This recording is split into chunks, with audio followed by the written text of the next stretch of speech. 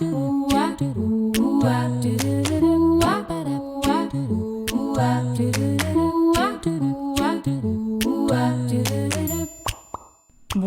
et bienvenue sur le podcast À votre pleine santé, le podcast qui vous aide à prendre soin de votre santé physique mais aussi de votre santé mentale en vous partageant toutes les clés pour vous sentir bien dans votre corps et dans votre tête. Je m'appelle Marina, je suis naturopathe et conseillère en nutrition. Suite à des soucis de santé non résolus par la médecine classique, je me suis intéressée aux médecines traditionnelles et à l'approche globale des troubles de santé comme l'aspect psychologique et émotionnel. Après avoir eu les réponses à mes questions, j'ai souhaité partager avec vous mes connaissances pour aider les personnes qui se sentent perdues face à leur santé ou leur alimentation. Ma mission à travers ce podcast sera de vous aider à faire la paix avec la nourriture via une approche bienveillante de l'alimentation pour vous sentir bien dans votre assiette, mais je vous aiderai également à comprendre les besoins de votre corps pour mieux le chouchouter. Préparez-vous à vous sentir bien dans votre corps et dans votre tête car la pleine santé se trouve entre vos mains. J'espère que vous allez bien, en plus en ce moment il fait un temps magnifique, en tout cas en région parisienne, et à peu près dans toute la France, donc j'espère que c'est le cas de votre côté, que vous en profitez pour faire le plein de vitamine D, de bonnes ondes, de balades en pleine nature ou autre, mais voilà, j'espère vraiment que ça vous fait du bien autant qu'à moi en tout cas. Je vous retrouve aujourd'hui avec un sujet un peu spécial que j'avais déjà abordé dans l'épisode sur les troubles du comportement alimentaire. Donc si vous ne l'avez pas écouté, je vous invite fortement à aller l'écouter. C'est un peu une sorte d'introduction, même si je vous rassure, je vais reprendre des points qui sont quand même indispensables pour la bonne compréhension de ce sujet aujourd'hui. Et voilà, si jamais, je vous invite quand même à aller voir ce que j'avais déjà partagé dans cet épisode. Et avant qu'on démarre, je veux remercier déjà toutes les personnes qui me laissent des avis désormais sur Spotify en plus d'Apple Podcast. Donc je tenais à vous remercier parce que ça me fait super plaisir de lire vos retours. Et si celui-ci vous a plu ou alors vous avez envie de partager votre avis ou même votre témoignage concernant cette thématique qu'est l'orthorexie, eh bien je serai ravie de la lire et même pourquoi pas de partager ces témoignages, ces retours lors d'un prochain épisode. Alors globalement, je vais reprendre un petit peu les bases, on va dire, de l'orthorexie, à savoir vous expliquer un petit peu en quoi ça consiste. Et après, je vais rentrer un petit peu plus dans la pratique, que ce soit à travers ce que je peux voir, à travers ce que j'ai pu vivre, à travers ce que les personnes que j'ai accompagnées ont pu vivre également. Mais je voulais aussi vous partager mes erreurs ainsi que des excuses pour ce que j'aurais pu transmettre et qui aurait pu participer fortement à ce maintien de l'orthorexie. Donc ça, je laisse ça pour la fin une fois qu'on aura vu tout ça ensemble. Mais restez bien jusqu'au bout, en tout cas, bon je sais qu'habituellement vous restez jusqu'au bout, mais voilà, je vais on va dire entrer dans un sujet un petit peu plus personnel qui me semble important avec une anecdote que je partageais avec vous et qui m'a permis de réfléchir à pas mal de points et en plus j'aurais peut-être besoin de vous, donc n'hésitez pas à aller jusqu'au bout. Alors déjà, pour commencer, il est intéressant de comprendre l'origine du terme orthorexie, qui est un dérivé du mot grec orthos, qui signifie droit ou alors correct, et du mot orexis, signifiant appétit. Comme je vous le disais dans l'épisode donc sur les TCA, eh bien c'est le docteur Steven Bratman qui fut le premier en 1997 à parler de l'orthorexie pour décrire un nouveau comportement alimentaire déviant. Donc en fait, il s'agit d'un ensemble de pratiques alimentaires caractérisées par une volonté obsessionnelle d'ingérer une nourriture saine et avec un rejet systématique des aliments qui sont perçus comme malsains.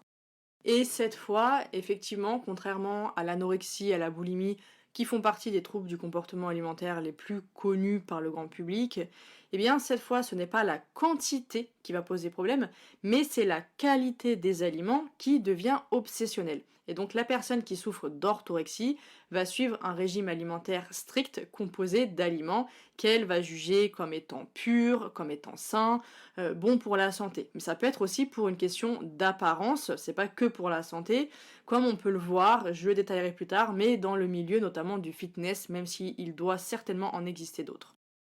Et à l'heure actuelle, eh bien, l'orthorexie n'est pas encore reconnue en tant que trouble mental dans le manuel diagnostique et statistique des troubles mentaux, donc le DSM-5, ou encore dans la classification internationale des maladies de l'Organisation mondiale de la santé.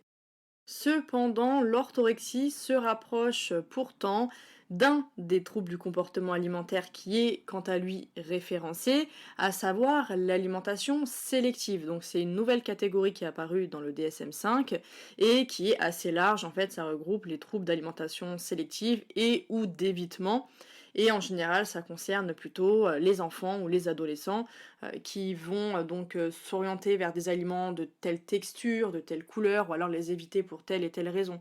Alors que là, effectivement, on va être sur une catégorisation, sur une sélection et un évitement, non pas pour des questions de texture, d'odeur ou de couleur, comme je viens de le dire, mais cette fois, ça va être une question de dualité. En fait, ici, dans l'orthorexie, on va plutôt catégoriser les aliments comme étant bons ou mauvais, ou alors comme étant sains ou malsains, ou encore comme étant diététiques, pas diététiques. Bref, vous avez compris le principe. Donc en fait, tout bêtement, dans le cadre de l'orthorexie, eh bien, les personnes atteintes, elles vont être préoccupées par la qualité et la pureté des aliments qu'elles vont consommer.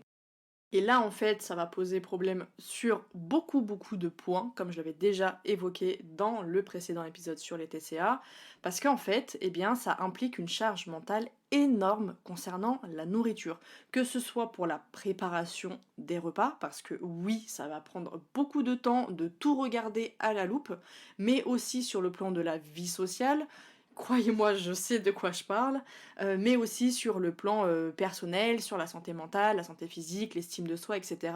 Parce qu'en fait, il y a un besoin qui est permanent de venir contrôler, de rechercher la perfection, qui va mener donc à de l'anxiété et à d'autres sensations négatives, comme de la frustration, de la culpabilité, même une mauvaise image de soi en cas d'écart, et ça peut aller jusqu'à des symptômes physiques réels lorsqu'il y a justement qu'on dépasse en fait ce cadre strict de l'alimentation, parce que en fait on se dit ah mais ça c'est mauvais pour ma santé, ou alors ça va me faire grossir ou n'importe parce que du coup c'est pas diététique. On va tellement culpabiliser, on va tellement stresser par rapport à ça qu'en fait on peut ressentir effectivement des réels symptômes physiques comme des maux de ventre, ça peut être voilà le fait de se sentir pas bien tout simplement, mais il peut y avoir également au-delà du mental des sensations physiques à cause de ça, parce que on le sait aujourd'hui, hein, je vous l'avais déjà dit, les pensées ont un impact réel sur notre physique. Et donc ce qui est intéressant, c'est qu'il y a plusieurs pratiques qui ont été mises en avant par le fameux docteur Bratman dont je viens de vous parler et qui peuvent alerter sur le fait qu'il y a orthorexie ou pas. Donc déjà, comme je vous le disais tout à l'heure, mais le fait de se préoccuper plus de 3 heures par jour pour son alimentation. Donc dans la préoccupation, il y a tout, hein. Il n'y a pas juste le fait de penser, mais il y a dans la préparation, il va y avoir aussi tout ce qui va être la recherche des ingrédients, de lire les étiquettes, etc. On peut remarquer aussi une dégradation de la qualité de vie depuis le début de la nouvelle alimentation. Un troisième point, c'est une personne qui va faire preuve d'une plus grande exigence envers elle-même, qui peut aussi également s'isoler, se retirer de la vie sociale en conséquence du fameux régime strict à tenir. Ensuite, un autre point important, c'est vraiment une des clés de l'orthorexie, c'est le fait de culpabiliser fortement en cas de non-respect du régime alimentaire strict, des règles qu'on s'est imposées. Et enfin, l'orthorexie peut se manifester lorsqu'on a un sentiment de contrôle qui va s'avérer apaisant uniquement lorsqu'effectivement les règles sont suivies. Donc c'est là où est le problème, c'est que cet objectif de manger toujours sainement, avec perfection ce que vous voulez, de manger pur, eh bien ça peut devenir tellement envahissant que ça va affecter donc négativement la qualité de vie, les relations sociales, le bien-être émotionnel, physique, mental, etc. Donc oui, c'est sûr, c'est certain, c'est important d'avoir une alimentation qui soit saine, qui soit équilibrée, aussi bien sur le plan physique que mental. Ça, c'est pas un problème. Le fait de vouloir prendre soin de son corps, de sa santé, n'est pas du tout un problème, bien au contraire, c'est une très bonne qualité. Par contre, lorsque cette quête de la perfection devient obsessionnelle, qu'elle va entraîner des restrictions alimentaires extrêmes, qu'on est tout le temps obsédé en fait par ce qu'on mange, et bien dans ce cas, en effet, là, ça peut être clairement préoccupant. Pour vous faire comprendre, un peu mieux la distinction entre quelqu'un qui va avoir un rapport sain à l'alimentation saine et quelqu'un qui va avoir des tendances à développer justement de l'orthorexie face à cette alimentation pure, saine, ce que vous voulez, eh bien, je prends un exemple dans le fitness. Alors heureusement, ils ne sont pas tous comme ça. Je dis ça parce que j'ai été longtemps, dans le domaine, on va dire, fitness, muscu, sans être, voilà, quelqu'un qui pratique intensément, mais j'étais quand même très régulière dans la pratique pendant des années. Je fréquentais les salles de musculation, je consommais beaucoup, beaucoup de contenu sur le sujet, y compris les recettes qui allaient bien avec. Donc c'est pour ça que je vous en parle et même j'ai eu, quand même, plusieurs clientes qui ont fait, qui ont fait du sport comme ça, la muscu, de manière très très intense, même certaines sportives de assez haut niveau. Donc il y a des termes effectivement que j'ai beaucoup entendus, comme le fameux cheat meal, qu'on traduirait par le repas de la triche. Donc déjà on est dans une vision quand même très négative, on a triché, donc ça serait justement qu'on n'a pas suivi correctement les règles, on est toujours sur cette notion de règles, de correct en fait, et donc on est clairement sur une notion négative de l'alimentation, et notamment dans ce fameux cheat meal, on va venir manger, des fois sous forme limite d'orgie en fait, parce qu'on va manger des quantités de ce qui est habituellement interdit. Alors, interdit par qui, par quoi, là, chacun a ses règles, mais voilà, c'est ce qui est pratiqué, ou c'est ce qui a du moins longtemps été pratiqué. J'en entends beaucoup moins parler aujourd'hui, mais c'est vrai que dans les années, c'était quand? C'est ouais, aux alentours de 2010, c'était quand même très très fréquent, on entendait beaucoup ce terme-là. Alors que si on prend une autre vision, à savoir, moi, ce que je vous dis à chaque fois, la fameuse règle des 80-20, ce qui est pour moi une approche beaucoup plus positive, parce qu'en fait, dans cette règle des 80-20, il n'y a pas d'interdit. Même si on pourrait se dire, en fait, oui, les 20% du temps, ça correspond un peu au cheat meal. Non, parce qu'il n'y a pas d'interdit et c'est pas, ah, je me frustre toute la semaine et il y a un jour de la semaine où je m'autorise à faire tout et n'importe quoi. Parce que oui, la privation, la frustration mène à ce genre de comportement qui d'ailleurs, des fois, s'apparente même à des troubles du comportement alimentaire. Tandis qu'avec la règle des 80-20, donc 80% du temps, en gros, on est censé manger sainement, mais sainement, ça veut pas forcément dire, encore une fois, vapeur, etc. Vous connaissez le topo maintenant sur ma vision de l'alimentation saine. On peut se faire des brownies qui peuvent être sains, on peut se faire plein de choses super gourmandes, délicieuses, qui correspondent complètement aux besoins du corps, donc il n'y a aucun souci là-dessus. Et les 20% du temps, c'est plutôt le je m'en fous en fait, je me prends pas la tête de savoir ce qu'il y a dedans, c'est bio, c'est pas bio, il y a des perturbateurs endocriniens, est-ce que c'est machin, c'est truc, c'est industriel? Non. En gros, on veut juste kiffer notre moment, on est au resto, on est au cinéma, on est n'importe où. L'essentiel en fait, c'est juste de kiffer. C'est ça la nuance, qui fait que c'est pas forcément mis sur un repas ou une journée. C'est un tout. C'est un ensemble en fait. On va pas aller là calculer avec sa petite calculette, non, c'est pas ça. Mais c'est en fait de comprendre que l'important, c'est ce qu'on fait le plus souvent. Voilà, il faut voir sur une vision globale, toujours cette vision holistique, c'est on prend l'ensemble, il faut que la majorité, effectivement, comble les besoins du corps, comble les besoins du mental, que ce soit agréable en bouche, que ce soit nutritif, etc. Après, dans les 20% du temps, c'est-à-dire voilà, c'est de temps en temps, c'est pas quelque chose que vous allez faire tous les jours à chaque repas, c'est des choses que vous allez faire de temps en temps dans la semaine. Après ça va dépendre, il y a des personnes peut-être sur une semaine, elles auront peut-être pas forcément envie, elles ont pas l'occasion de sortir ou quoi. Peut-être que dans ce cas-là, une semaine ça sera 100% sain entre guillemets, et la semaine d'après, eh bien, il y aura peut-être 4-5 fois où il y aura des choses industrielles, etc. En fait, comme j'ai dit, le plus important, c'est sur la vision d'ensemble. Et c'est pas aller de calculer, parce que là, on se rajoute encore des nouvelles règles et des nouvelles restrictions, ce qui est pas du tout le but. Donc pour en revenir à ce que je vous disais, on a la vision où ah je m'interdis des choses toute la semaine et je m'autorise tout ce qui m'est interdit en fait et bien pendant un repas, donc ça va être du gavage quasiment chez une grosse majorité de personnes, où en fait il n'y a rien qui est interdit, je peux consommer de tout. Juste en fait, ça sera sur l'ensemble. C'est-à-dire que, par exemple, mon repas, voilà, c'est quelque chose de très complet, j'ai tout ce qu'il me faut, j'ai tout ce qu'il faut pour le corps, ça correspond aux besoins du corps, c'est donc sain. Moi, pour moi, sain, c'est quand ça correspond aux besoins du corps et du mental. Et à côté, je sais pas, vous êtes, chez une copine et elle vous propose, un sneakers par exemple, bah, vous avez envie de vous faire plaisir et vous dire: «Bah, ouais, en fait, genre là, j'ai envie du sneakers, donc je vais le prendre». Je sais pas si vous voyez la nuance, en fait. Là, rien n'est interdit. Tout est autorisé, mais il y a juste une question bah, voilà, de se dire que c'est une question d'équilibre dans la vie, c'est aussi simple que ça. L'objectif, c'est pas de manger des sneakers matin, midi et soir tous les jours. Ça, je pense que le commun des mortels en a conscience, en tout cas, alors qu'il y en a qui vont dire que bah, juste manger un sneakers dans la semaine, ah c'est le truc de dingue, c'est pas quelque chose qui est considéré comme normal en fait. C'est un écart et si on succombe à cet écart, alors c'est pas bien, etc. etc. Donc voilà, ça c'était pour faire un petit exemple. Peut-être que certains vont pas voir la nuance, mais moi je trouve qu'il y a une vision différente entre ce fameux cheat meal et bah, s'autoriser en fait de tout, mais en fait juste des moments occasionnels, machin, et c'est pas d'en faire un mode de vie complet de forcément de fast-food, de malbouffe industrielle, etc. C'est juste d'avoir un équilibre dans son quotidien, donc c'est pas à la journée, ça va être vraiment à la semaine, et même je vais plus loin, ça va être en fait à l'année, tout simplement, dans votre vie, c'est ça qui est important.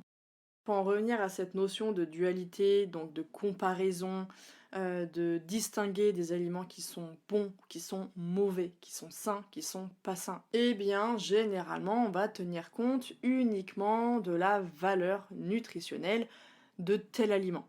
Alors que comme je viens de vous l'expliquer, c'est pas l'aliment là tout de suite en soi qui est important, ça va être l'ensemble, c'est le tout qui compte. Et clairement, ça, ce concept de voir l'alimentation comme chaque aliment à part, au lieu de voir bah, le tout, donc vraiment c'est l'ensemble de l'alimentation, eh bien ça change la donne parce que forcément, si on regarde à chaque fois chaque aliment, bah on va se dire il faut que tout soit parfait, que tel aliment-là il soit parfait, alors que si on regarde l'ensemble, eh bien là ça va être beaucoup plus simple d'avoir une vision équilibrée, de se permettre justement des choses au lieu de se les interdire quand on comprend que c'est le tout, l'ensemble qui va être important. Et ça c'est une approche justement, le fait de tout prendre à part et de voir les aliments uniquement comme une valeur nutritionnelle, c'est des choses qu'on peut voir beaucoup aussi bien en diététique. Alors, pas tous les diététiciens, fort heureusement, il y en a qui font du très bon boulot et qui permettent de déculpabiliser face à ça et de rappeler que l'alimentation c'est un tout, comme je vous l'explique, mais aussi dans l'approche naturo, à savoir les hygiénistes en fait, parce que eh bien, les naturopathes, on va dire les premiers naturaux, sont quand même assez rigides sur leur vision de l'alimentation. Les principes tiennent de l'hygiénisme et bah en toute franchise, moi je suis pas du tout bah, en accord avec ça. C'est clairement pas ma vision des choses. Je trouve que c'est quelque chose de très théorique, c'est pas du tout quelque chose adapté à bah en fait à un être humain, tout simplement qui a une vie sociale, qui a une vie tout court, qui a des émotions, qui a des états d'âme, qui a du travail, enfin voilà, c'est quand on veut suivre les principes de l'hygiénisme à la lettre, bah c'est très compliqué, c'est une charge mentale incroyable et c'est là où je trouve que ça pêche parce que on oublie l'importance de la charge mentale et du stress eh bien, sur la santé. Donc c'est pour ça que je suis pas du tout en accord avec cette approche-là. Les théories de, bah en fait, les régimes de dissociation, enfin tous ces trucs-là, on mélange pas ça avec ça, machin. Bah, en fait, il faut à chaque fois tout mentaliser avant de prendre son repas. Et c'est juste pas possible en fait. Quand on veut prendre soin de soi, on prend soin aussi de sa santé mentale. Donc ce genre de pratique alimentaire, pour moi, ce n'est pas adapté du tout. C'est très bien sur le papier, pour apprendre, etc. Ça fait voilà un semblant de ah ça c'est parfait, mais dans la vraie vie, il n'en est rien, et ça je peux vous le garantir. Alors là, c'est la Marina du montage qui vous parle, parce qu'en me réécoutant, eh bien, je me suis rendu compte que je ne vous ai pas parlé d'un point même fondamental dans les principes hygiénistes, et notamment qu'on apprend en école de naturo, à savoir le principe de l'équilibre acido-basique. Alors oui, c'est quelque chose qui est réel. Le corps doit se maintenir dans cet équilibre. Cependant, là où c'est problématique, c'est que j'ai pu remarquer, que ce soit dans mon apprentissage ou même après à travers la pratique, à travers le discours d'autres collègues, ça va être la diabolisation de tout ce qui est dit acidifiant. Donc ça, vous allez l'entendre beaucoup. Et en général, eh bien, on va favoriser les aliments qui vont être alcalinisants et on va éviter, on va supprimer les aliments dits acidifiants. Le problème, c'est que on finit par supprimer des choses et par s'interdire des choses et on est clairement dans l'orthorexie. Donc non, il n'y a aucun aliment que vous allez manger seul et qui va rendre certains pH de votre corps acides ou basiques, ça n'existe pas. La seule chose qui compte, au final, ça revient à dire eh bien, de consommer plus de végétaux, plus de fibres, plus de légumineuses, de céréales moins raffinées. En fait, c'est juste les principes classiques. Et pour vous montrer à quel point certes c'est joli sur le papier, mais c'est une aberration dans la pratique, c'est qu'on dit que les céréales et les légumineuses, par exemple, sont acidifiantes. Donc on va les juger comme étant moins bonnes pour la santé. Alors que si vous vous souvenez de l'épisode des Blue Zones avec les populations centenaires, eh bien chacune de ces populations, la base de son alimentation, c'est les végétaux, les céréales et les légumineuses. C'est le gros pilier central de leur alimentation pour toutes. Donc ça me fait doucement rire quand on dit que c'est mauvais pour la santé, que c'est acidifiant ou que sais-je encore. Parce que à ce jour, il n'y a aucune autre population qui peut prétendre avoir le même statut que ces fameuses blue zones, à savoir certes d'être centenaire, donc de vivre très très longtemps, mais au-delà de ça, d'être même en très bonne santé, parce qu'on peut être centenaire et alité. Non, là, ils sont en très bonne santé. Donc c'est ça la différence. Ça montre bien que c'est bel et bien le tout, l'ensemble de l'alimentation qui compte et pas chaque aliment pris à part. Donc vraiment, ne vous prenez pas la tête avec ça. Cette orthorexie, eh bien, elle peut se manifester avec plusieurs exemples. Je vais vous prendre l'exemple des aliments à IG bas. Donc, je vous en ai déjà parlé, cette histoire d'alimentation avec un index glycémique bas, modéré, élevé. Donc aujourd'hui, effectivement, c'est un des problèmes de notre société. On mange beaucoup trop raffiné, beaucoup trop sucré, parce que le sucre, eh ben, il y en a partout. Les fibres, eh ben, il y en a quasiment plus. Donc si on mange pas en plus de légumes, bah, ça devient compliqué. Les légumineuses, bah, très peu de personnes au final mangent suffisamment de légumineuses. Donc en fait, on est effectivement dans une alimentation où il y a beaucoup trop, c'est pas juste qu'il y en a, c'est beaucoup trop de produits industriels, et donc on se retrouve avec une alimentation qui est dans l'ensemble avec un index glycémique élevé. Donc oui, c'est un gros problème pour la santé, ça provoque de nombreux troubles de santé tels que l'obésité, le diabète, etc. Mais en dehors de ça, le problème de fond c'est l'ensemble. Tandis que eh bien, on va voir des propos ou des discours ou des contes ou des personnes prôner l'alimentation à IGBA comme étant miraculeuse. Donc quelqu'un qui a des problèmes de santé ou qui est dans cet état d'orthorexie, eh bien, il se dit mais il faut que je mange que IGBA parce que le reste en fait ça va être mauvais. Quitte à éliminer, je crois que je vous avais déjà fait un exemple comme ça, mais quitte à éliminer des choses qui vont être naturel. Je prends l'exemple des fruits, il y a énormément de fruits qui ont un index glycémique modéré ou élevé. Bah en fait non, bah du coup non, parce que c'est avec un index glycémique élevé. Et en fait, on devient complètement dépendant en fait de ces classifications qui vont être toutes faites et ça va dépendre sur plein de choses. Là, je vous parle des index glycémiques, mais ça peut être on souffre d'un trouble intestinal, et bah ça va être la classification des FODMAPs, tiens pourquoi pas. Ça peut être qu'est-ce que je peux vous trouver d'autre. Les aliments qui vont être riches en gluten par exemple, voilà.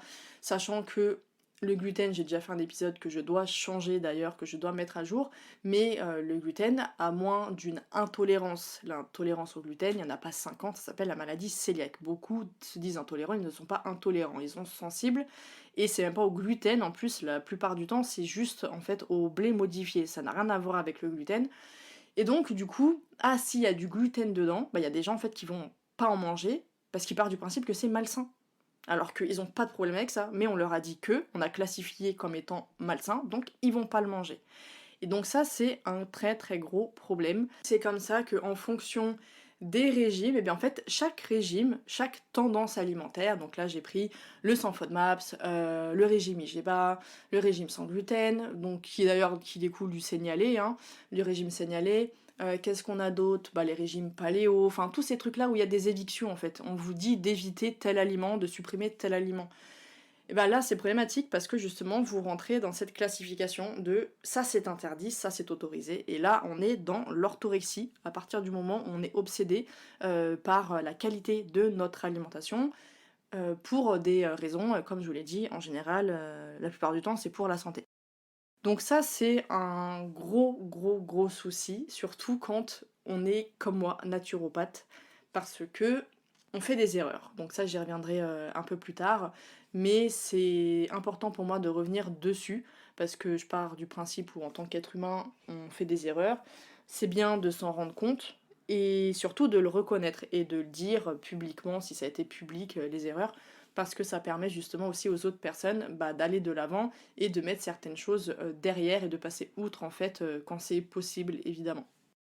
Mais bon, tout ça pour vous dire là sur tous ces différents régimes, d'ailleurs je pense moi-même quand je pense au tout ce qui va être IGBA, eh bien pendant longtemps je mangeais en fait à la maison, je n'avais pas de pommes de terre. Je n'achetais jamais de pommes de terre. Là actuellement je vous parle, j'ai mes pommes de terre au four qui sont en train de cuire avec de l'huile d'olive, des épices, des aromates, bref, le genre de truc que j'aime énormément. Et pourquoi j'en mangeais plus? Parce qu'il fut un temps, je vous ai déjà expliqué l'époque où j'avais dû suivre des régimes restrictifs pour tous mes problèmes de santé digestive. Et bien en fait, je suis restée avec ça dans la tête. La patate, la pomme de terre, bah en fait, non, il faut prendre plutôt la patate douce, c'est plus sain, etc. Mais en fait, c'est faux, c'est absolument faux. Donc oui, la pomme de terre a un index glycémique plus élevé que la patate douce. Voilà pourquoi on l'a classifiée comme étant moins saine, donc c'est quand même hallucinant. Alors qu'en fait, eh bien les deux, bah, sur le plan nutritionnel, elles ont une valeur nutritionnelle différente, mais la pomme de terre apporte des nutriments, elle est très intéressante, et quand bien même elle va avoir à elle seule un index glycémique élevé, personne mange une pomme de terre chaude comme ça, toute seule. Personne fait ça. Je ne pense pas, hein. Dites-moi si ça vous arrive de faire une assiette remplie de pommes de terre cuites avec rien dessus, vous les mangez comme ça. Non, voilà, dans mon cas ça a été avec de l'huile d'olive. Eh bien, l'huile d'olive, même quand c'est cuit à haute température et même à la friture, ça je vous ferai un épisode parce que vous allez halluciner sur le nombre d'idées reçues qu'on a sur justement pas mal de petites choses comme ça qui touchent à l'alimentation et notamment le fait de faire cuire dans l'huile, par exemple l'huile d'olive, que c'est mauvais, c'est de la friture, en fait pas du tout. Mais bon là c'est je vais dans un autre sujet et ensuite je vais m'égarer.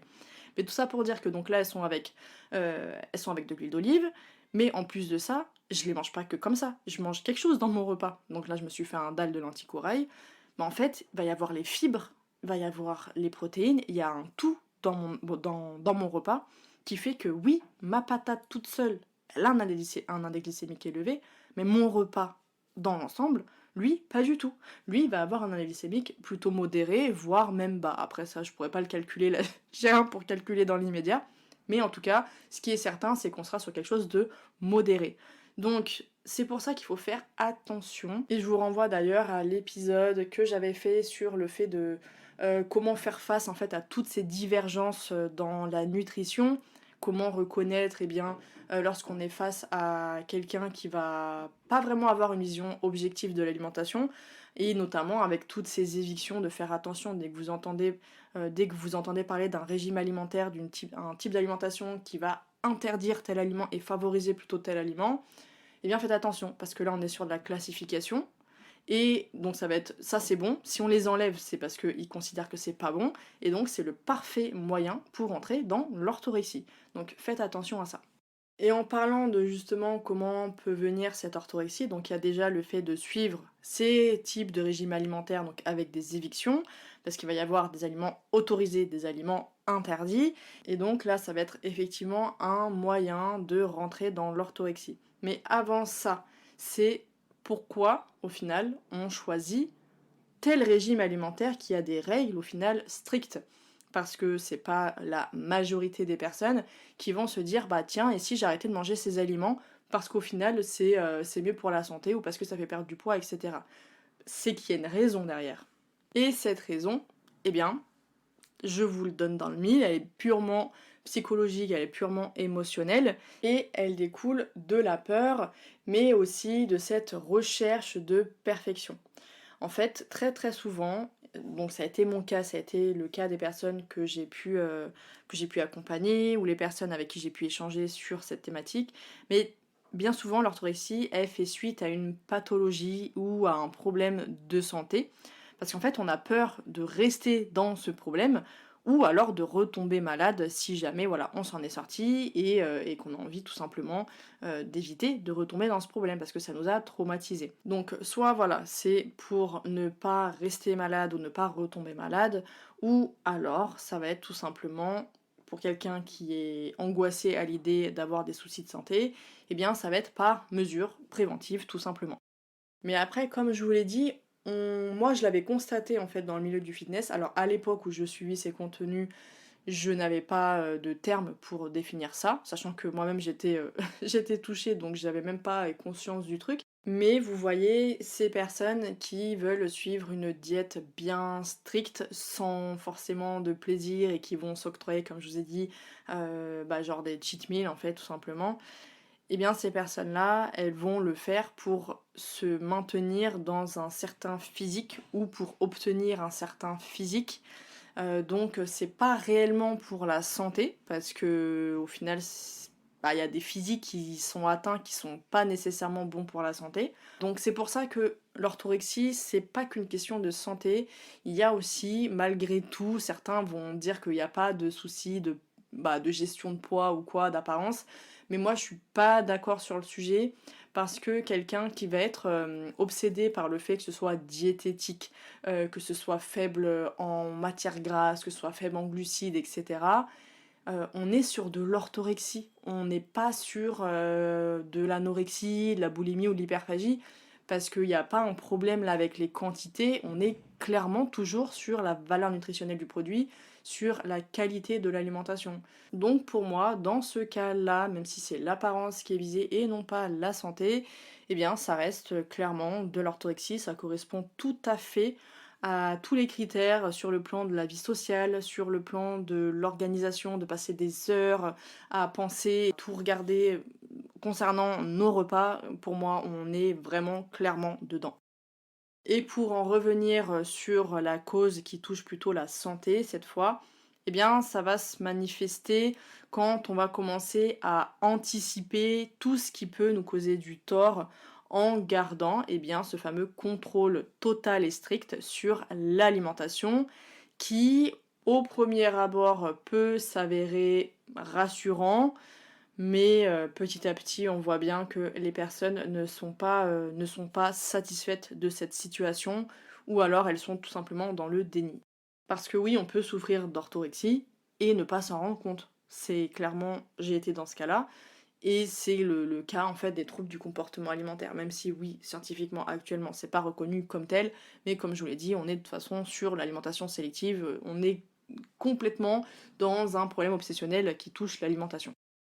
Et donc clairement, ce besoin de contrôle qui va nous rassurer, c'est compréhensible. Clairement, surtout si on est touché par une pathologie, ou qu'on a été touché par une pathologie et qu'on veut surtout pas revenir là-dedans. Mais si le fait de prendre soin de sa santé par le biais de son alimentation, pour éviter justement une récidive ou pour prévenir tout problème de santé est évidemment une très bonne chose, comme je vous l'ai dit tout à l'heure. Le problème là, il devient réel quand ça devient obsessionnel. Parce que oui, vous le savez, vous m'écoutez maintenant depuis un moment, je pense, la nutrition reste un pilier phare de la santé, c'est notre premier remède au quotidien, c'est notre façon pour agir à notre niveau sur notre santé, pour prendre soin de notre santé de manière autonome. Mais comme je ne cesse de le répéter depuis ces derniers mois, dernières années, la santé mentale est également une part hyper importante de notre santé globale parce que celle-ci, eh bien, elle interagit directement avec le corps sous forme du fameux lien psychosomatique dont je vous ai déjà parlé beaucoup de fois, mais aussi et surtout par le stress permanent que cette fameuse peur chronique, ce contrôle permanent et cette frustration va provoquer. Parce que oui, vous vous en doutez, je pense, hein, que eh bien, chaque comportement obsessionnel qui touche à l'alimentation, c'est très lourd à supporter pour le mental. Et le fait d'analyser en permanence, eh bien, tout ce qu'on va manger, même lorsqu'il s'agit d'un resto dans le mois ou d'une sortie hebdomadaire, n'importe, bref, eh ben, c'est hyper stressant. Et le fait de tout mentaliser comme ça, c'est vraiment propre à l'anxiété. Donc pour l'organisme, ce n'est absolument pas génial, au contraire, c'est contre-productif, alors qu'à la base, lorsqu'on tombe dans l'orthorexie, eh bien, la plupart du temps, ça va être justement pour prendre soin de notre organisme qu'on le faisait. Donc vous voyez à quel point ça peut être complètement incohérent. Donc là, le but de cet épisode n'est pas de vous dire de manger de la malbouffe, fast-food et n'importe quoi tout au long de vos journées, hein, clairement pas. Mais en fait, d'arrêter de classifier bon, pas bon, mauvais, enfin vous avez compris maintenant, sain, pas sain, etc. Et de voir votre alimentation comme un tout dans sa globalité, c'est-à-dire vos repas sur une journée, sur une semaine, sur un mois, sur une année. C'est ça en fait qui compte et c'est absolument pas les aliments pris à part en fait, aller analyser chaque aliment. Voilà, ça c'est pas du tout comme ça que ça fonctionne. Dans l'organisme, tout se mélange, tout se rejoint. Donc non, vous n'allez pas avoir des problèmes si vous ne mangez pas de manière absolument parfaite. Et au contraire, ça peut être même fort préjudiciable en fait, de toujours tout contrôler, de rechercher toujours cette pureté, cette perfection qui n'existe pas, la perfection n'existe pas. Et en fait, c'est très très frustrant de ne pas y parvenir quand quand on se donne ça comme objectif. Vu que comme j'ai expliqué au début, eh bien l'orthorexie, lorsqu'on fait des écarts, on se sent coupable, mais aussi on se sent moins que rien, on est vraiment déçu par nous-mêmes, donc c'est quand même assez fort comme émotion. Si jamais vous avez mangé, je sais pas, 3 bonbons, quoi, c'est pas la fin du monde. Et ça, c'est important de le faire comprendre à votre corps, parce que quand vous pensez comme ça, votre corps, lui, il a l'impression que c'est réellement la fin du monde, donc pour lui, c'est un stress immense. Donc non, on ne veut pas faire subir ça à l'organisme quand on veut prendre soin de soi. Donc c'est important de faire la nuance entre manger sainement, qui est la réelle définition de manger sainement en prenant soin certes du physique mais aussi du mental, et manger uniquement des choses qu'on qualifie comme étant saines, parce qu'en fait, eh bien, tout le monde aura sa vision de ce qui est sain. Tout le monde va dire que, même je suis sûre que l'aliment que vous pensez aujourd'hui être le plus parfait, il y en a, ils vont vous dire, bah non, en fait, c'est pas bon. Ça me fait penser à un truc. Bon, c'est forcément sur les réseaux, j'ai dû voir une bêtise pareille, mais je sais plus ce que c'était. C'était un légume. Alors, je sais plus lequel. Je sais pas si c'était le brocoli ou les épinards. Je sais plus c'était quel légume exactement, mais c'était écrit ne mangez surtout pas ça, c'est pas du tout sain, ça va vous causer plein de problèmes. Je me suis dit waouh, si on en vient même à dire que un légume n'est pas sain, j'imagine même pas ce que cette personne pense des produits industriels ou des choses qui sont effectivement pour le coup, elles, quand on les prend telles quelles, sont pas incroyables pour la santé, elles n'apportent rien à la santé, mais peuvent faire kiffer le mental chez certaines personnes. Il y a des choses, moi typiquement, il y a des choses qui me font pas plus plaisir que ça, hein. Les petits biscuits, les machins, les trucs, ça me fait pas spécialement kiffer. Les sodas encore moins, alors que quand j'étais ado, j'étais quand même une bonne consommatrice, pas à la maison, mais quand j'étais à la fac et tout ça, c'est vrai que j'en consommais quand même pas mal. Aujourd'hui, j'ai aucun plaisir à consommer ça. Je préfère 1000 fois consommer de l'eau ou une bonne citronnade, quoi. Ça s'arrête là. Mais ce que je veux dire, c'est que si j'ai parlé autant du sneaker, c'est parce que c'est la seule barre chocolatée que je peux apprécier. Les autres, j'y trouve beaucoup trop sucrés parce que le palais a changé. Mais le sneakers, je sais que ma mère, des fois, elle achète des sneakers glacés. Et quand elle en propose combien dans le week-end, si j'en ai envie, je vais en prendre, quoi. Je vais absolument pas me poser la question de ah oui, mais il y a ça, c'est trop transformé, ces trucs. Pas du tout. Ça, il y a quelques années auparavant, jamais je l'aurais fait. Aujourd'hui, je m'en fiche comme l'histoire des pommes de terre. Aujourd'hui, je m'en fiche.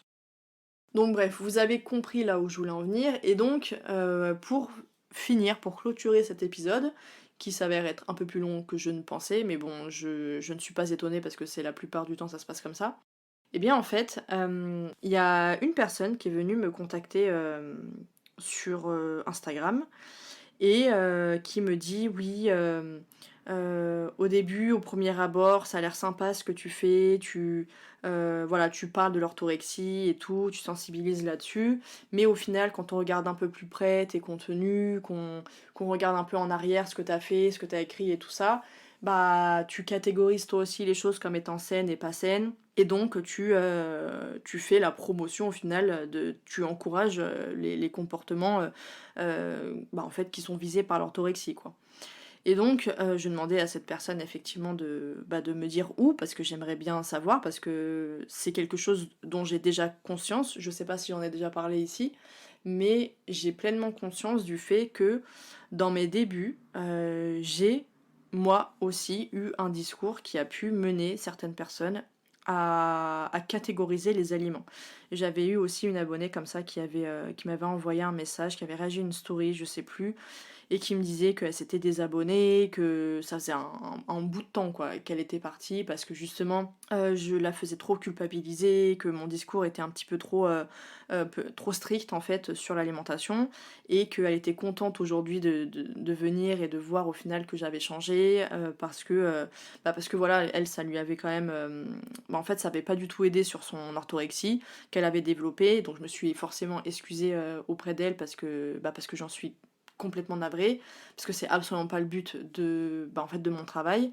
Et je m'en suis aussi excusée publiquement parce que c'est important, donc c'est pour ça, c'est ce que je voulais faire aussi également dans le podcast. Parce que malheureusement, en fait, comme je vous l'ai dit, moi j'étais atteinte d'orthorexie et j'étais dans le déni pendant longtemps. Dans le déni ou alors tout simplement que je savais même pas que c'était ça, mais c'est certain que j'ai pu avoir des discours peut-être un petit peu trop extrêmes en soi. Après, il y a toujours pire, hein, c'est sûr. Mais parce qu'en fait, je mélangeais tout. Et ça, c'est ce que je vous ai expliqué dans le. C'est pour ça que je pense que ça me permet aussi de vous en parler un petit peu plus facilement. Dans l'épisode sur les divergences, les discours divergents sur la nutrition, les personnes qui vont mélanger leurs convictions personnelles, ce qui a fonctionné pour elles, leur éthique et tout, en fait moi ça a été clairement le cas, hein, je vais pas vous le cacher, je suis complètement transparente avec vous, notamment sur l'industrie laitière, voilà, vous le savez, moi je suis extrêmement sensible en fait au bien-être animal, mais aussi au bien-être humain, à l'écologie, enfin tout ça. Et ce qui fait que, en fait, ça m'arrangeait de dire aux gens que c'était pas bien de consommer les produits laitiers et tout, parce que forcément, ça voulait dire, dire aux gens de ne plus consommer ça, ça disait en gros de ne plus participer à tout ce qui se passe dans ce domaine-là. Bon alors c'est encore la marina du montage, mais lorsque je m'écoute, je prends conscience aussi d'autres points qui peuvent être importants à soulever sur ma motivation. Je dirais pas que c'est ma motivation, mais sur mon discours en fait, tout simplement à propos des produits laitiers, mais je vais aller même plus loin. À cette époque, j'étais très impliquée aussi, comme je vous l'ai dit, donc, dans l'écologie et dans tout ce qui va être zéro déchet. Donc même si c'est mieux, c'est un fait, mais en fait, pour comprendre un petit peu tout ça, que ce soit sur toutes les convictions quelles qu'elles soient, moi je suis quelqu'un de perfectionniste. Je suis quelqu'un qui a toujours eu l'habitude d'être extrêmement exigeante envers moi-même, d'avoir des attentes très élevées de moi-même, donc j'y travaille encore aujourd'hui parce que c'est très dur quand on est comme ça depuis petit. Et c'est ce qui a participé à ce discours-là, parce que je pense que là, pour le coup, c'était inconscient, évidemment, c'est pas conscient, mais je me disais, si moi je le fais pas pour pouvoir être cohérente dans mes convictions et ne pas faire justement d'écart et rester dans les règles et faire les choses parfaitement, eh bien je sais pas pourquoi les autres ils auraient le droit de le faire en fait. Donc dit comme ça peut paraître hyper malsain, mais en fait comme je vous l'ai dit, c'était pas du tout intentionnel, j'en avais pas conscience et c'est aujourd'hui avec le recul que je pense qu'il y avait très probablement une part de ça, c'est de la frustration et c'est comme aujourd'hui vous allez en retrouver, je vous ai déjà expliqué tout ça dans l'épisode sur ceux qui pensent que les pâtes il faut pas en manger, etc. Alors qu'il y a aucun souci, bref je vous renvoie à l'épisode. En fait, c'est la même chose, c'est quand on est tellement frustré de quelque chose qu'on s'interdit pour nous, eh bien, on va vouloir l'interdire pour tout le monde, où on va chercher des arguments qui vont inciter à ne pas faire comme ça, donc à ne pas consommer ça également. Donc ça peut être des arguments pour l'écologie en nous faisant culpabiliser si on achète des trucs surgelés parce qu'il y a du plastique. Donc ça peut être une poêlée, comme je vous l'avais déjà expliqué. Une poêlée surgelée ne sera pas moins intéressante nutritionnellement qu'une poêlée fraîche. Donc la seule différence effectivement c'est qu'il va y avoir le plastique autour et que c'est pas vous qui allez la faire. Donc ça peut vous faire au contraire un gain de temps. Et après oui bah sur le plan écologique c'est pas parfait. Mais en fait c'est ça déjà de se dire encore une fois qu'on n'est pas parfait. Et ça moi je refusais de l'entendre. Je devais toujours, et c'est très épuisant, et je vous ai déjà expliqué aussi je crois dans l'épisode du burn-out, ça a participé fortement à ça parce que j'ai toujours dû être parfaite dans tous les domaines et forcément eh bien c'est épuisant. Donc je pense avec le recul que c'est certes donc mes convictions, ça c'est une certitude, mes convictions qui me faisaient dire aussi de manger brut, de manger que du fait maison et tout ça, alors que le fait maison bah ça peut justement empêcher beaucoup de personnes qui n'ont pas le temps ou les capacités ou quoi ou l'énergie de le faire de manger sainement, alors que les surgelés par exemple on peut avoir des super compos, c'est déjà prêt et ça facilite la vie, ça permet de manger sainement au quotidien. Mais en fait, c'est ça, c'est de se dire, bah, pour mes convictions, quelles qu'elles soient, le bien-être animal, l'écologie, l'environnement, ce que vous voulez, eh bien, vous allez faire les choses, vous allez chercher à faire parfaitement. Et donc, vous voulez que les autres aussi fassent parfaitement, parce que sinon, c'est pas juste. Vous vous privez de choses, et c'est là où on voit la frustration, même si de premier abord, on s'en rend pas compte, mais c'est avec le temps, après, on la voit, que, ah ouais, ben non, moi, je m'interdis ça, je sais pas pourquoi t'en mangerais. Donc, je vais te donner tous les arguments qu'il faut. Sur le plan, ça peut être des statistiques, ça peut être des données scientifiques, ça peut être voilà, une question d'éthique, en fait, de sensibilité au niveau émotionnel et tout. Mais on va chercher des discours qui vont faire en sorte que vous ne consommiez pas vous aussi telle chose, même si c'est plus simple pour vous, même si vous aimez ça, bah parce qu'en fait la personne qui parle derrière, encore avec ses convictions, va être frustrée, voilà, du fait que certaines vont se l'autoriser alors que nous-mêmes on ne s'autorise pas. Et franchement, je suis convaincue aujourd'hui que c'est ça qui a fait que mon discours était tel qu'il était à cette époque-là et qui a changé aujourd'hui, bah parce que mine de rien, au-delà de la relation que j'ai aujourd'hui nettement plus bienveillante avec mon alimentation, mais aussi la relation bienveillante que j'ai envers moi-même. Parce qu'on peut pas espérer être bienveillant envers les gens tant qu'on n'est pas bienveillant avec soi-même. Et donc plus j'ai fait ce travail sur moi et aussi dans la pratique en fait avec toutes mes clientes que j'avais en consultation, jamais de la vie je pouvais être autant exigeante avec elles que je l'étais envers moi-même. Au contraire, j'étais très douce, très bienveillante, je trouvais toujours des compromis, voilà, pour faire vraiment en sorte qu'elles ne soient pas frustrées, il n'y ait pas de charge mentale ou quoi. Par contre, sur moi, je le faisais pas du tout, hein. Mais pour elles, je le faisais. Et puis après, avec ce travail que j'ai fait sur moi, oui, là, j'ai commencé à être beaucoup plus bienveillante, beaucoup plus souple avec moi-même, ce qui fait que des choses que je m'interdisais pour des questions de conviction personnelle, eh bien, en fait, je les ai reprises et que j'ai retrouvé quelque chose d'équilibré comparé à ce que je pouvais y avoir il y a peut-être 3, 4, 5 ans en arrière, quoi. Donc c'est pour ça que c'est important pour moi de faire ce petit point post-montage parce que je l'ai pas dit dans l'épisode et j'espère que ça va pas vous déranger à chaque fois que je coupe comme ça vite fait. Mais pour moi c'était un point qui me semblait crucial pour que vous puissiez comprendre aussi ce qui peut se passer dans la tête des personnes qui vont vous donner des discours concernant la nutrition.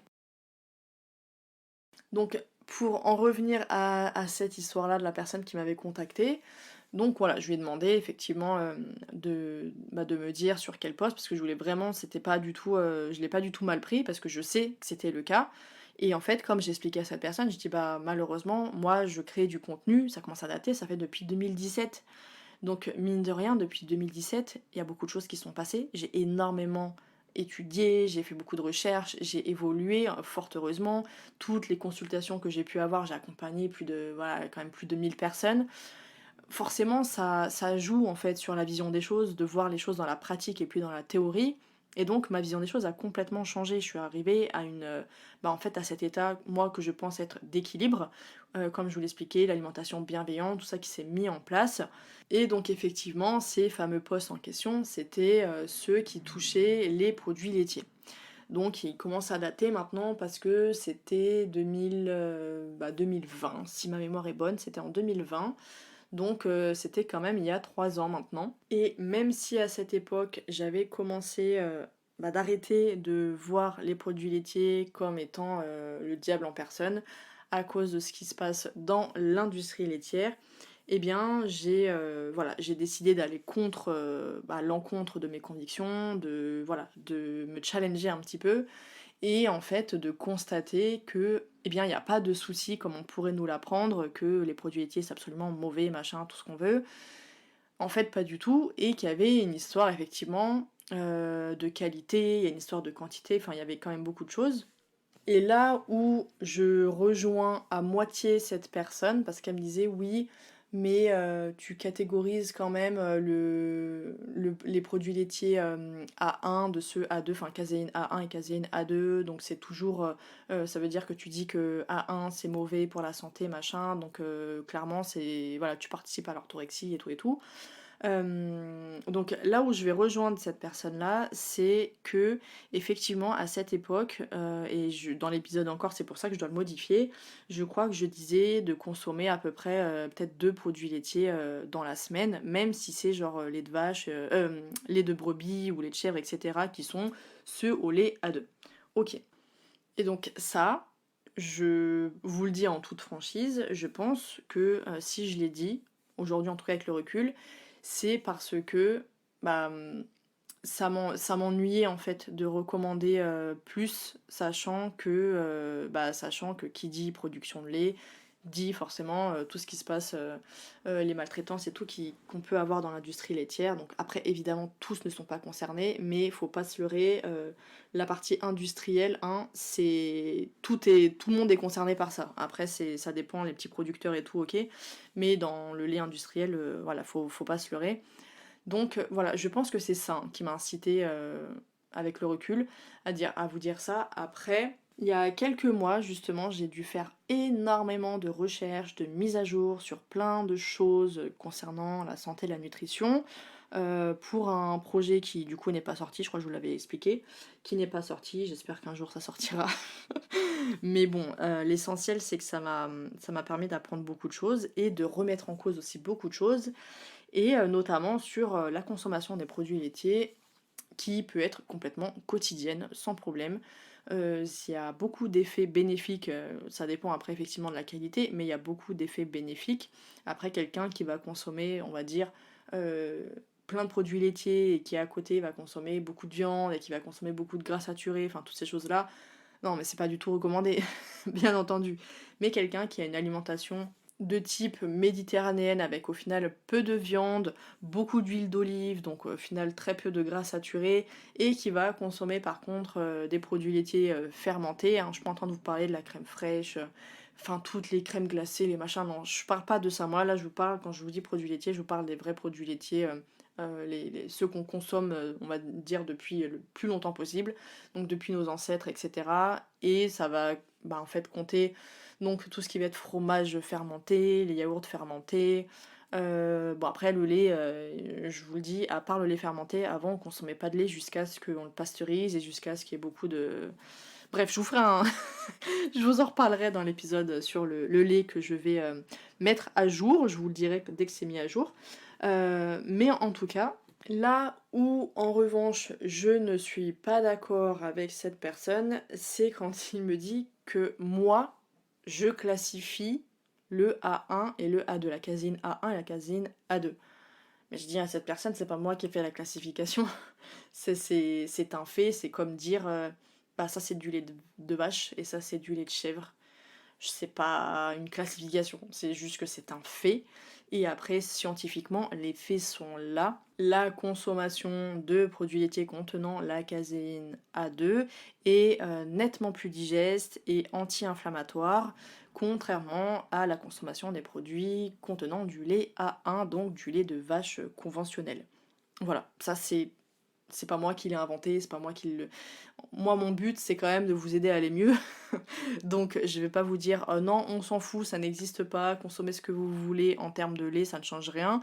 Alors que justement, au contraire, et là, moi, je trouve que c'est ça qui. Là où je vais insister d'autant plus dans l'épisode que je vais mettre à jour, c'est sur le fait de. Là où certaines personnes vont vous dire c'est super mauvais de consommer des produits laitiers, Donc certaines personnes vont complètement arrêter alors qu'elles kiffent ça. Moi j'en fais partie, ma mère elle est normande. Alors autant les yaourts et tout j'y tiens pas, autant le fromage, j'avoue que le fromage de chèvre, de brebis, le halloumi, la mozza de chez moi, la vraie mozza de buffle et tout, enfin de bufflonne du coup c'est plus cohérent. Tout ça par contre, ouais, je kiffe, vraiment je kiffe et c'est un vrai plaisir de pouvoir en consommer. Surtout que voilà, on le sait, comme je vous l'ai dit, il y a beaucoup de bénéfices sur la santé. Mais donc, là où la nuance justement entre ces deux catégories va être importante, c'est de se dire, bah en fait, ok, au quotidien, je peux facilement manger tout ce qui va être brebis, chèvre, bufflonne, tout ça, enfin chamelle s'il y a de la chamelle chez vous. Et comme ça, même de temps en temps, si j'ai envie de me faire un kiff et dedans, je sais pas, c'est une glace et dedans c'est la crème glacée forcément de lait de vache, et bien là, on s'en fiche complètement. Donc moi je trouve au contraire ça plus intéressant parce que ça permet de rester dans cette notion d'équilibre, de comprendre qu'il y a des choses que oui, quotidiennement il n'y a aucun souci et qu'il y a des choses, si on a envie de manger, bah ce jour-ci on en a envie, bah on peut en manger. Si dans, je sais pas, 4 jours c'est pareil, en fait voilà, de se dire, il n'y a rien qui est interdit, il y a des choses que je dois privilégier, il y a des choses que je peux consommer, mais juste il faut que je consomme moins de ces choses-là que de ces choses-là. Donc en fait pour moi c'était pas quelque chose de négatif, au contraire je trouve que ça permet à des personnes, moi j'ai beaucoup de personnes qui me disent ah mais super, je pensais que je pouvais jamais manger de produits laitiers et tout, donc en fait je peux consommer ça, ah ça me fait super plaisir. Donc oui vous pouvez consommer de tout, juste il y a effectivement, il y a des choses, comme je reviens avec le blé, c'est pareil, effectivement il vaut mieux privilégier les blés anciens que le blé moderne. Après si vous allez vous manger, comme je l'avais dit dans l'épisode sur les pâtes et le pain, vous allez vous faire un kiff avec votre baguette blanche ou d'autres traditions, parce que moi c'est celle que je préfère, c'est la tradition, le dimanche lors d'un brunch, et ben il n'y a aucun souci avec ça. En fait, c'est ça qui est important de comprendre. Donc oui, je reconnais avoir moi aussi fait des erreurs de par mes convictions personnelles, certaines choses aussi de par ce que j'ai pu apprendre et qui n'est en soi pas juste, ni dans la pratique et ni sur clairement le plan scientifique. Et c'est pour ça que c'est important pour moi de le dire, de vous dire que voilà, j'ai évolué, je suis un être humain, j'apprends tous les jours, encore là je vous parle, j'ai plein de livres en cours sur plein de sujets différents. Donc en fait c'est ça le but, c'est aussi d'évoluer, donc ça fait depuis 2017 que je crée du contenu, et il y a peut-être des choses, j'essaye à chaque fois de mettre à jour, de réajuster justement des choses que j'ai pu dire, je l'ai fait dans certains articles, mais je sais même plus le nombre d'articles que j'ai. Quand je sais que là je suis à plus déjà de 70 épisodes de podcast, les articles j'en ai encore plus, donc dites-vous bien que ça commence à faire un petit paquet, et je travaille à côté, et en fait d'aller chercher à chaque fois là où j'ai pu faire des erreurs et tout, bah c'est beaucoup de temps. Donc c'est ça que je voulais vous dire au début également. Si vous écoutez un épisode ou si vous vous souvenez de quelque chose ou d'un article que vous avez vu ou quoi sur mon compte et qui va vous donner cette impression de participer à ce trouble qu'est l'orthorexie, n'hésitez pas à me le dire. Franchement, je suis demandeuse. Je veux qu'on me dise, parce que moi j'ai pas le temps d'aller tout vérifier pour l'instant. Il y aura peut-être un temps où je pourrais prendre quelqu'un pour ça, ou alors moi je pourrais avoir le temps, mais là ce n'est pas du tout le cas. Et voilà, si vous tombez dessus et que vous pouvez me dire, bah là par exemple, effectivement, la manière dont tu l'as dit et tout ça, ça peut porter à confusion, on peut se dire, ah ouais, mais là elle catégorise trop comme étant sain, pas sain et tout ça. Clairement, dites-le moi. Même sous là les avis Spotify ou en DM ou par mail, n'importe, en commentaire sur le blog. Franchement, moi ça m'aidera énormément parce que comme je vous l'ai dit, je sais que j'ai fait des erreurs, je m'en excuse et j'espère sincèrement que tout le travail et le contenu que je fournis aujourd'hui peut vous permettre justement de sortir de l'orthorexie si jamais c'est votre cas, ou tout simplement d'avoir une relation apaisée avec l'alimentation. Voilà, c'est ce que je vous souhaite de tout cœur. C'est clairement sur la partie alimentation, c'est là où je veux miser toute mon énergie, toute ma sensibilisation sur le sujet. Je veux qu'on puisse retrouver un rapport sain à l'alimentation sur le plan physique et mental, d'où cet épisode sur l'orthorexie qui est pour moi un point clé dont on ne parle pas assez. On en parle évidemment, vous regardez sur internet, vous allez trouver des sujets là-dessus, mais on n'en parle pas autant que l'anorexie ou la boulimie, qui sont très importants parce qu'il y a énormément de personnes qui sont touchées, l'hyperphagie également, mais c'est aussi quelque chose dont on devrait parler d'autant plus, et peut-être qu'un jour, eh bien, ce trouble sera réellement référencé dans le DSM-5. Voilà. Bon voilà pour cet épisode. Donc il y avait un petit peu du chit-chat à la fin, il y avait pas mal de théories au début. J'espère que ça vous a plu, j'espère que c'était pas trop brouillon, j'ai pris quand même des notes, etc. Mais j'espère quand même que ça vous a plu, que ça vous a appris des choses et surtout que ça vous permettra bien, de relativiser face à l'alimentation, de ne pas chercher cette perfection que beaucoup souhaitent atteindre mais qui n'est pas atteignable. Et la seule perfection, c'est l'équilibre. Clairement, c'est là où vous serez dans ce qui est parfait pour votre corps et votre mental. C'est d'être dans un équilibre. Ça, c'est le point fondamental pour une bonne santé de manière générale. Donc voilà, je vous laisse sur ces notes. N'hésitez pas à me laisser un petit retour, encore une fois, si jamais cet épisode vous a plu. N'hésitez pas à me dire votre avis dessus, à me faire des témoignages, n'importe, je suis tout oui. Et puis je vous retrouve donc la semaine prochaine. En attendant, portez-vous bien, prenez bien soin de vous et kiffez votre alimentation s'il vous plaît.